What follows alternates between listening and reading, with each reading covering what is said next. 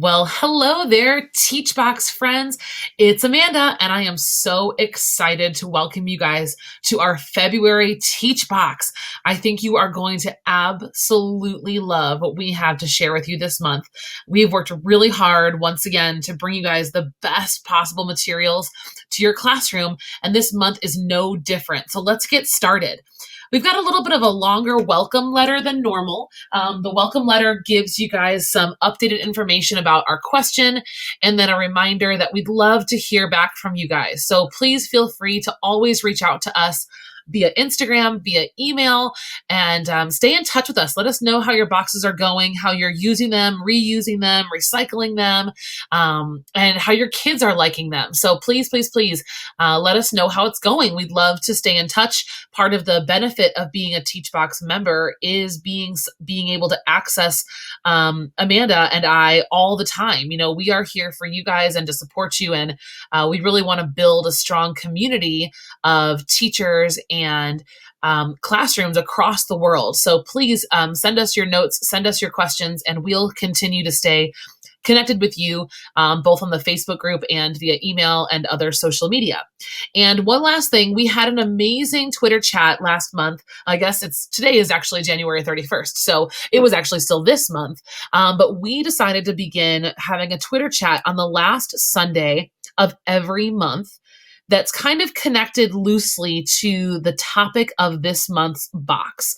And so this month in January, we talked about a really powerful documentary called Misrepresentation. And we talked about how the media is a powerful player in shaping the role of the lives of our girls, how they see themselves, the stories they're being told about who they are, how they're valuable, things like that. So if you missed it, here's how you can find it. Simply go to our Teachbox Facebook page.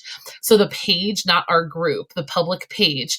And if you guys scroll down here, you guys will see that I posted this on January 29th. And here is what's called our Storyfy. And if you guys click here or here, it doesn't really matter, you can see the discussion that you missed since you weren't able to come. And so once you get here, you can scroll down and you can see the conversation that we had through all 6 of our questions, who we are. You can follow us on Twitter. All that good stuff is all right here. Okay, so it's really easy. If you've never joined a Twitter chat before, it's super simple.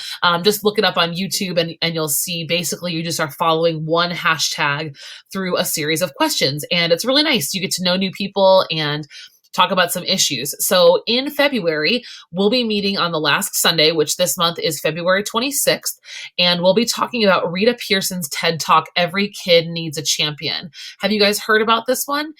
This is what it looks like if you recognize Rita maybe. She gives an amazing TED Talk after a 40-year career of teaching, and she talks a lot about like how important it is to be there and be cheerleaders for kids. And so that is coming up this month. Oh, I'm sorry, I clicked on the wrong tab there. That's coming up this month on February 26th. So we hope that you will join us. You guys can just watch what we talk about. You can join us, just watch the TED Talk, whatever you want to do. We hope that you will join us beyond the box. So that brings us to February's essential question. Why do relationships matter? Why do they matter? This question, guys, kind of just assumes the fact that we know that they do. We know relationships are important. And so this box attempts to dig into the whys. And it really lends itself to a lot of other really important questions too. So I hope that you'll have all kinds of other discussions surrounding this question throughout the month or throughout whatever time you decide to use the materials. So lesson 1 is a really cool lesson where students will map relationships in the text. And so this kind of looks, I'll show you what the student handout looks like. And you can see here, okay, so there's the blank handout is the first 2 pages. The map here, basically students are going to decide on one significant relationship here and another one here. They're going to, my apologies, oh my gosh, sorry. They're going to label the kind of relationship that it is, give it a symbol, and give it a color. You might also have them use these other parts, these other important pieces of text, and then maybe even color code the tension and the mood so that the kids can add all of that to the map. So this is all going to make much more sense when I show you a sample. Then here is the map. So here's how kids will map the text. This comes from Kurt Vonnegut's idea that stories actually have shape, not just the traditional plot structure that you're used to teaching. So what's kind of awesome about this lesson is that you can use this with anything you are teaching this month. Absolutely no need to have any kind of special background or special knowledge. You could print this one and go tomorrow, and you'll get into some really good in-depth analysis with your kids about character relationships. So using this map, the smiley face being an emotional high, and the sad face being an emotional low, the start of this line being the beginning of the story and the end of this line being the end of the story, students would map how a relationship develops and curves and grows throughout a story. So for example, I did The Lion King for you. And so I chose two significant relationships.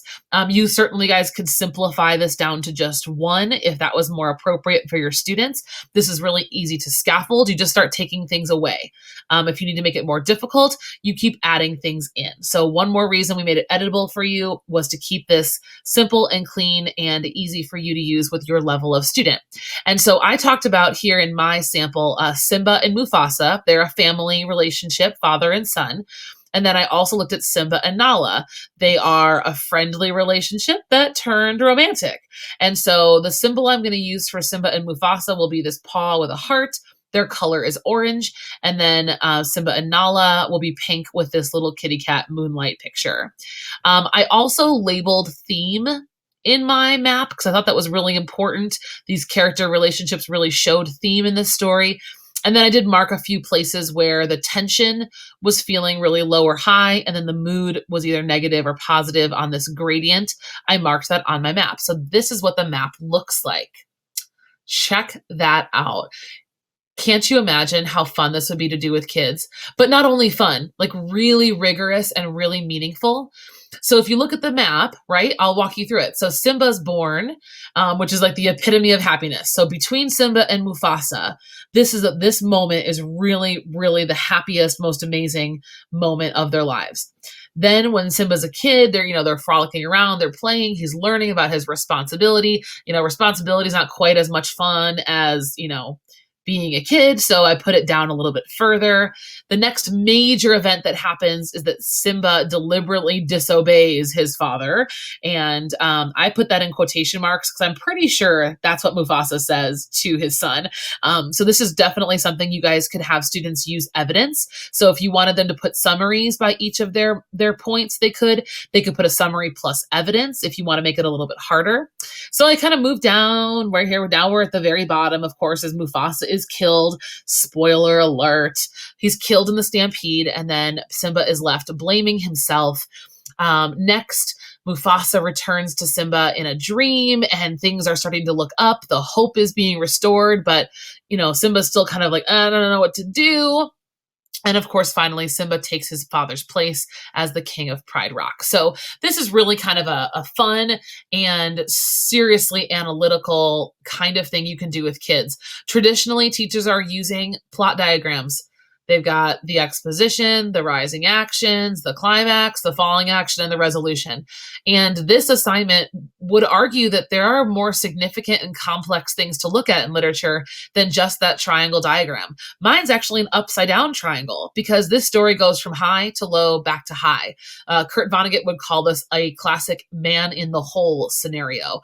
Things are out happy, fortune falls, and then fortune is restored. Most stories actually follow a structure that looks nothing like the plot diagram we've been teaching kids forever and ever and ever. There's nothing wrong with that structure, but this is just one new way to look at text and relationships. Of course, this could also be used with nonfiction.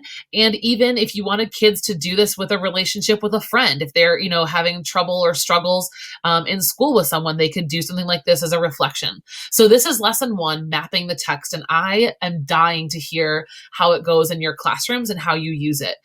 This handout, again, you guys can just print it out. Students can do a digital version. I just did this all using images and copying and pasting, really simple. You could always print this out for kids. They could do it on a poster board, all different ways you guys could accomplish this lesson number one. All right, so let's keep moving. I know I'm taking a little while, but I really wanted to walk you guys through everything. Lesson number two, backed by popular demand. A lot of you guys were really happy with the greed versus generosity lesson in December with the TED Talk. So I did go and find another really strong TED Talk to use in your classroom. These are great because they're 15 minutes. They're quick. They're easy to do on the fly if you're looking to kill, a half a period to do it quickly. They can easily be a full period if you really want to go in depth. You can attach them or put them in the middle of, a really long week where you're talking about literature. It's a great way to break up the week and kind of pull the literature into reality. So this TED Talk is by Mandy Len Catron, and she's arguing that the metaphors that we use and the verbs we use to describe love, they're actually setting us up for failure. She talks about falling in love and how that feels just so accidental and not on purpose and so helpless. And it's really a very cool entryway to talk about connotation, denotation, and word meaning and metaphor. There's just a lot here. What I gave you is, of course, you guys know by now, if you've been subscribers for a while, I am a big fan of the Chalk Talk. So just having students begin with brainstorming together, what is love? Love is, and then they're going to just start brainstorming the things, the words, the metaphors, the phrases we use to describe love. The next handout on this series is a list of questions for the kids to answer while they're watching the TED Talk, and then a space for them to draw out some of the metaphors that they hear in the TED Talk on the right-hand side. And then number three, this one is an extension. This is if you want to make this lesson a little bit longer and inject some creative writing into your class, potentially for Valentine's Day, if you wanted to do something, or Valentine's Day week. It really doesn't matter. But this is a fun activity that you can use in a lot of ways. So here I ask you guys to have the students, if Mandy Catron doesn't like falling in love, she doesn't like the victim mentality of how we talk about love, this activity asks students to do better. Can they create better metaphors? And so they will draft some ideas and talk about love in new ways and what it really looks like, and once they're done, then the kids will create haikus, and the haikus will then kind of define the metaphors. And so I put over here in the gray box on the side, love is turning back to say, I'm sorry, even when tears are still wet. So there's a quick little description of what a haiku is, a sample for you. And then the kids are going to write as many love haikus as possible, but they'll see that like writing a haiku like this, love is turning back to say, I'm sorry, even when tears are still wet. That would apply to, Mandy's argument that love is way more complex than just falling or brokenhearted. Those ideas are kind of simple according to her. So give your kids the chance to do that. And here's the most exciting part. If you would like to keep going with these haikus, take a look at what I've got here. I bring you the haiku battle tournament bracket. This is an absolute blast. So here's how it works. Okay, you guys will make a copy of it, of course. And when you do so, what you're going to do, I have designed this spreadsheet for a class of 28, so you'll have to adjust up or down depending on your kids. But you're going to put each kid's name down here in round one, every single kid. And they're going to come up and they're going to face off. So, Sarah and Jose, they're going to each read their haikus. And then whoever the winner is, like the loudest applause or whatever, however you decide to pick the winners, the winner moves on to round two. And then, of course, you keep going all the way down round one, and all the winners move on to round two. Then you do round two, and then they move on to round three, and then round four, and then the fifth one is the finals. So every kid has to write 5 haikus because they could be in the finals. And it's just a really fun way to present without having presentations. Reading a haiku takes, I don't know, 15 seconds, and every kid gets a chance to be in front of the room, to perform, to get more comfortable, to share their voice. And it's a really rich and exciting experience. So that would be a place for you to extend this lesson even further, should you choose to do so. And finally, there's lesson 3. And lesson 3 asks the kids to actually play the role of the doctor. And they're going to diagnose some relationships looking at the toxicity or the productivity of the relationship. Are they positive relationships? Are they negative? Are they making things stronger, better, more suspenseful, more painful? And this is what lesson 3 looks like. Diagnosing a relationship. Your students will select 2 characters, and they will then dig into the relationship between those 2 characters. So they'll put one character here, one character here. They'll describe the ways in which this relationship is productive, it's fulfilling, it's positive. Things are going the right way. Things are good, getting done. People are feeling good about themselves. And then, of course, down here, they'll list all of the ways in which this relationship is toxic and straining and negative. Then they move over here to the side. Okay, so once they've decided how is it productive, well, what were the results? What came because of those productive actions? So maybe one person asked another person to be their friend. Well, what was the result? A friendship that lasted all summer long, right? I think about all different kinds of stories with this amazing activity. Wouldn't it be so interesting to do like Iago and Othello, Atticus and Scout? Got Gatsby and anybody else, right? Anybody else you could put here with Gatsby. Every single Shakespeare play would be awesome to do combinations of characters. There's tons of possibilities here that you can look at the relationship between 2 of them. You guys could even divide in the class, like everyone has a different relationship, or pairs have different relationships than you can present. So they list how they're productive, list how they're toxic, what's the result because of those actions, and then finally the analysis. So this is where the kids do, create the diagnosis. So what kind of relationship is this? What is the diagnosis? Is it productive? Is it toxic? Could you actually combine them? Could you take the kind of relationship it is and then attach another word, like a tone word? So is it a productive friendship? Is it a toxic romance? This is a great way for kids to learn how to make kind of complex theme statements as well. So this should be really fun. Again, really easy to interject into any novel that you're doing right now. Just print it and go and pick 2 characters. Lesson is done. Easy peasy. Of course, I did another sample for you. I did Katniss and Peeta. I used to teach Hunger Games to 10th graders who are pretty low readers, and it was a wonderful experience. So my diagnosis of Katniss and Peeta through all of my work here, my diagnosis was that Katniss and Peeta should just work together to survive, and Peeta should just not get his hopes up that the game will turn into anything romantic. Katniss is not really ready for romance at this point. That was my recommendation. I don't think Peeta really listened, but what are you going to do? So everything's there, you guys. I hope you love it. Once more, we included for you guys literary pairings. These are novels and stories that I think of when I think about important and powerful relationships between characters. Like I said before, Gatsby, any of the Victorian writers, Bronte, Emily or Charlotte. If you guys have ever read Scarlet Letter with your kids, again, tons of Shakespeare, Macbeth, Caesar. I even thought about 2 kind of contemporary stories. Push by Sapphire is a really fascinating one to look at with relationships. And then, of course, Fault in Our Stars just kind of is there as one example of many, many young adult books. And certainly To Kill a Mockingbird would be a great one to do with this particular box. And of course, you guys have got your February Teachbox resource library ready to go.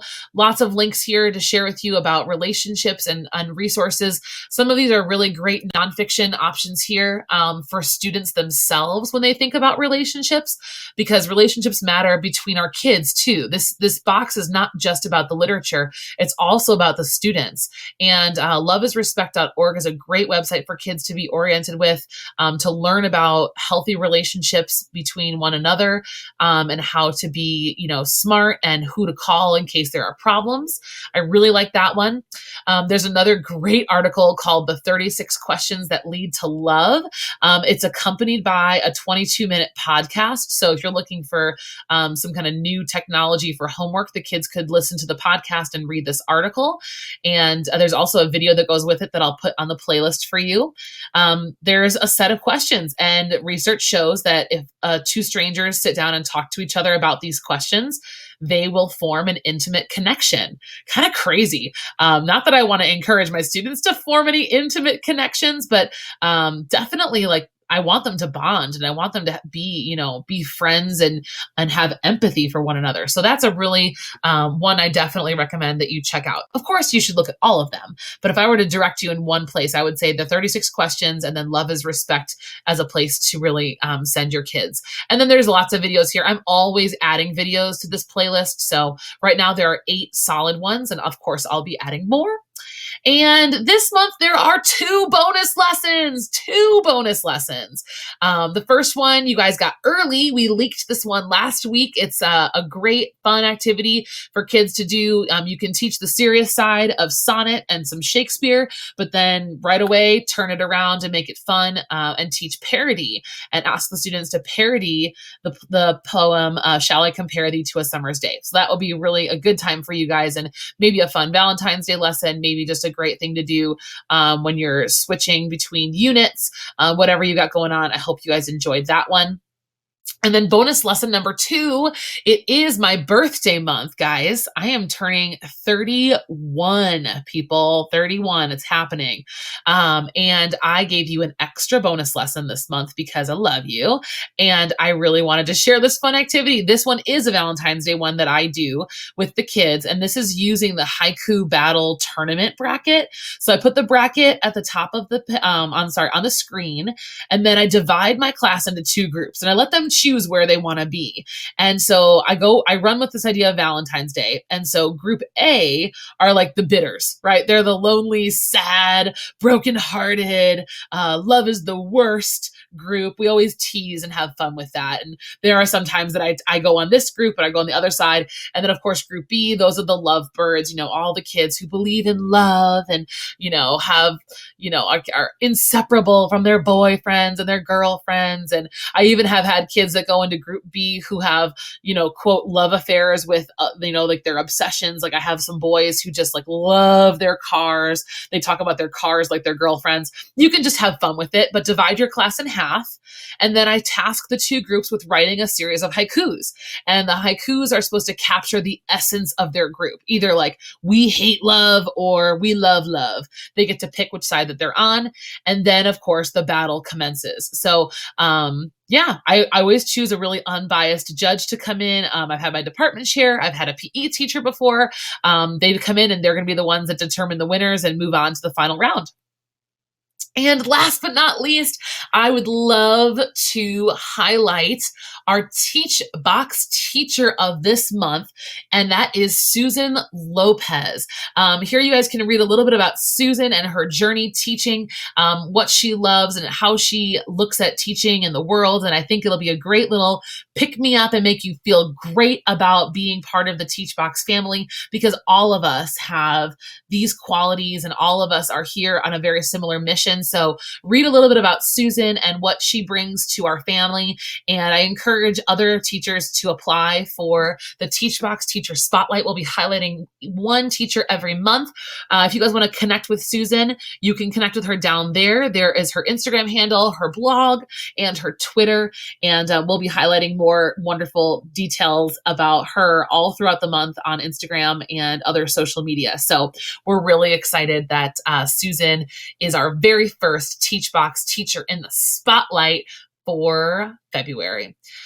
Ladies and gentlemen, this was a long video. Thanks for sticking through. I hope you absolutely love your February Teach Box. I know we feel really strongly about how much work we put into it and how much love is there. And we look forward so much to hearing from you about what you loved and how it's working in your classrooms. Have a wonderful February, everybody. And please know that we love you. We love you every month, especially in February. And we wish you the very best and most successful rest of your school year you've ever had. Thanks, everyone. Talk to you later.